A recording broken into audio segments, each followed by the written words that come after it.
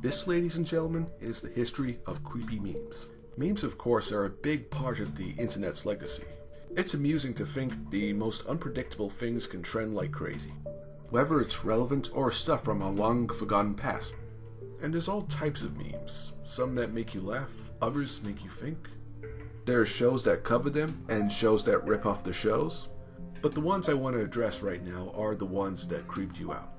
We have to look into the old archives and see where it starts.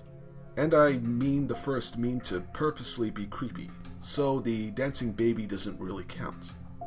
Probably the oldest meme to give people the heebie-jeebies was that of Allison Harbert, aka Creepy-chan, who first came to be widely noticed on the forums of 4chan, way back in 2005, with this disturbing, unsettling picture. With her intense posture and piercing stare, it was kind of jarring to see it for the first time. But at the same time, it's kind of subjective. Some people find it creepy and others find it adorable. When you think about scary stories online, the first thing for the worst comes to mind: creepypastas. Short stories based around myth, urban and suburban legend, or just strange takes on pop culture. But one of the most iconic boogeymen of the internet isn't from a creepypasta. He goes by many names, such as Unwanted Houseguest, Horrifying Houseguest, and Shadow Lurker. The gruesome chap's origins date back to 2011 with this pencil drawing. And like many things that capture people's minds, there's going to be plenty of captioned images. Going back to creepypastas, the whole idea of taking something innocent and nostalgic and making it twisted and nightmarish is all what Creepy Woody's about. You remember Woody from Disney Pixar's Toy Story trilogy, including Caillou's alternate face Woody. Normally it might seem joyful, but with the right lighting and victim, it makes him look like a crazy predator. Without the internet, there's no way meme culture can really survive. Well, maybe through posters. We all know the popular and predictable ones, including I Want to Believe. You'll usually find it in the cribs of conspiracy theorists and dreamers, including the show X-Files. We've lovingly parodied it. Despite us having the God-given right to say fake and gay, there's something about its retro charm that has an unsettling mystery to it, including the one and only free candy van. Sure, the unpleasant idea might get a laugh out of you, but then you realize, wait, is this real?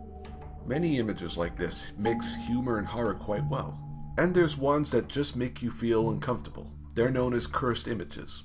And by its own rules, anything could be a cursed image. Even this. Or you can just call it an SCP.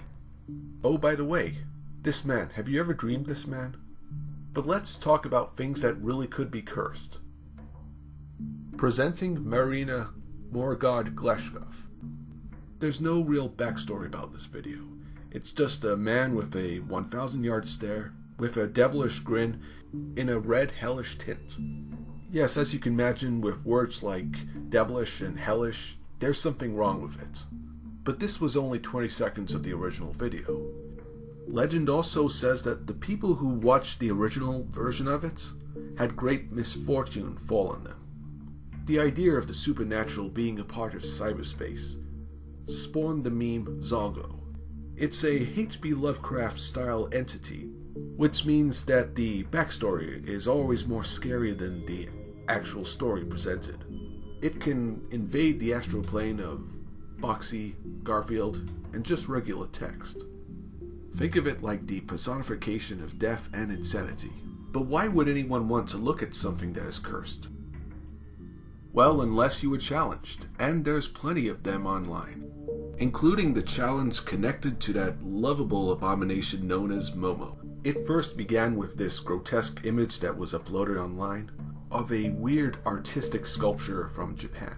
It spread around fast, and maybe it got a little too dark with the Momo suicide challenge, even linking the death of a 12-year-old girl to it. It was even a big enough deal to get mentioned on news networks. One of the latest, freshest memes is, well, this. The beast you see here is the Deathclaw from the game series Fallout. It was first uploaded back in 2015, and got great attention when it was copy and pasted to US Southerners stereotypes. What can I say about it, apart from it catches you off guard and makes you think just for that second, is this real? Oh yeah, did I mention Untune? Take your childhood heroes and make them look human. And just like that, instant, unseeable material. Don't get me wrong, some of them look really awesome. And that's where the history ends. Or begins. Maybe that's the creepiest meme of all, not knowing what to expect. Now I feel like some cupcakes.